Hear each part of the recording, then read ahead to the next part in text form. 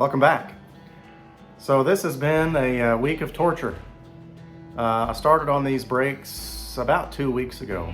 If you didn't catch the little truck wash video, I had to go out of town. I sell Tremec transmissions, that's what I do for a living. So I had to go out of town for a car show, and between other things, working on the brakes here and there, I got the rotors on, calipers on, did struts. Turns out that these have two different rotor sizes. I think 297 millimeter rotors and 319 millimeter rotors. Well, I ordered the wrong ones about 2 months ago on Amazon, so it was too late to return them. So guess what I got to do? I got to buy more. So always make sure and check some stuff before you just dive in and start buying parts. The original brake master cylinder, when you push the brakes were somewhat soft, and if you hit it one extra push, it would firm up. So in my mind, that tells me you need a master cylinder. So actually, this is the first time I've ever replaced a brake master cylinder, and oddly enough. So I bought another master cylinder on Amazon, and that one leaks. It's leaking on the back side where it bolts up to the booster. So I was trying to get that wrapped up one night this week just to get some brakes to get it out of the garage, and so I thought I'd put the old one back on there. Well, that one started leaking too. So picked up another one locally. It's the CarQuest, which is not my favorite store to shop at, Advance Auto Parts. I really prefer O'Reilly, but Advance Auto Parts had it in stock. So I went and picked up the CarQuest? I think I said CarQuest. Brake master cylinder, and I'll show you some differences in the one that I picked up on Amazon and the one that I picked up here locally. There are some differences, not big differences, but a difference or two. So anyway, let's get into it. We're going to show you how not to breed. You're not going to breed a master cylinder. Come on. So show you how not to bleed a master cylinder. I did it wrong originally. I did not get all the air out, had a crap pedal. I literally had the master cylinder off and on 3 or 4 times one night. So anyway, it's going nuts. So show you how not to bleed a master cylinder, and I'll show you how to bleed a master cylinder. Then we're going to install it, do some bleeding, and hopefully finally have brakes. All right, I've got these laid out here. On the left is the original Toyota master cylinder. It made it 24 years. Can't complain about that, right? Amazon master cylinder, CarQuest master cylinder.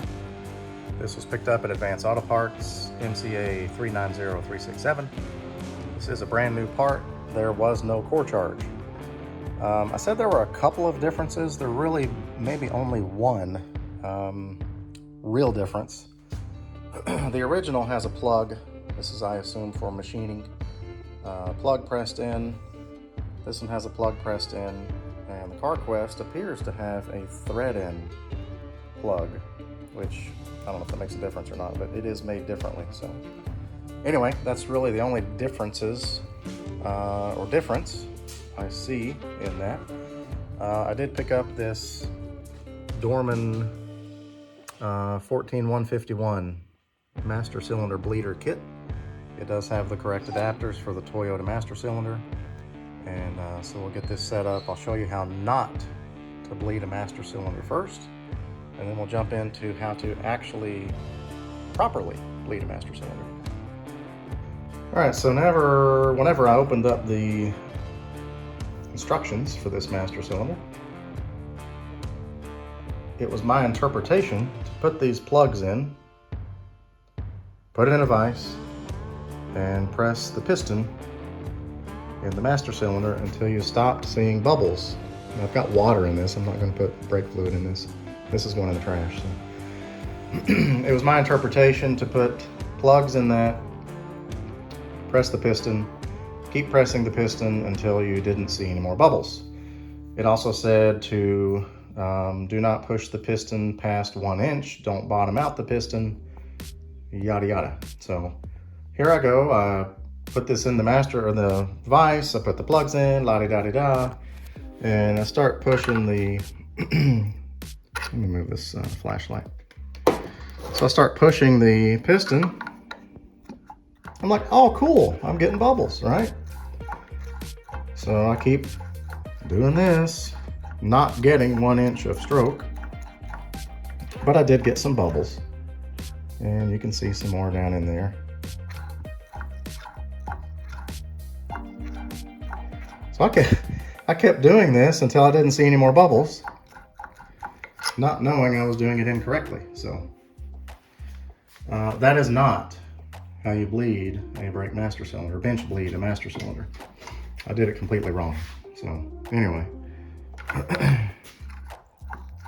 so see, I mean, I was getting bubbles out, but nowhere near what I needed to. So I'm gonna set the new one up.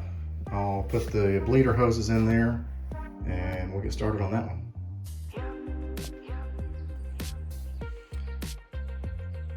All right, so here's the setup. The new master cylinder is in the vise. The bleeder kit, you've got these fittings that go in the master cylinder pressure ports. Hook up the clear hose and fill the master cylinder. You can see bubbles coming out of that already. You have to make sure these hoses stay submerged because they will suck air back in and you're trying to get the air out. This is already getting some air out just sitting here.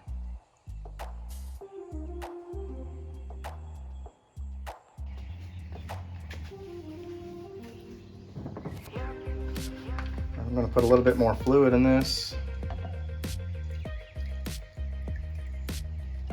as I spill it. That's nice. Good job.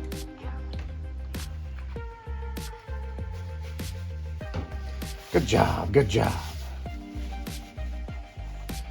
All right, so what we're watching for here is bubbles in this line. So as we push this,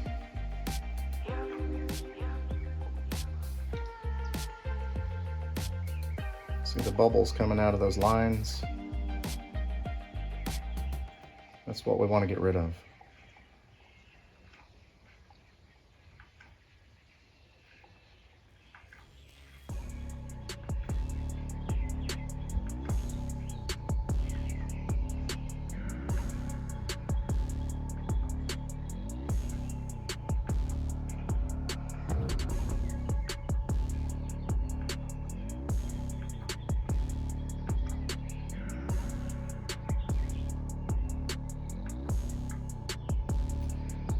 All right, that was literally like 15-20 minutes. So you got to be in this for the long haul.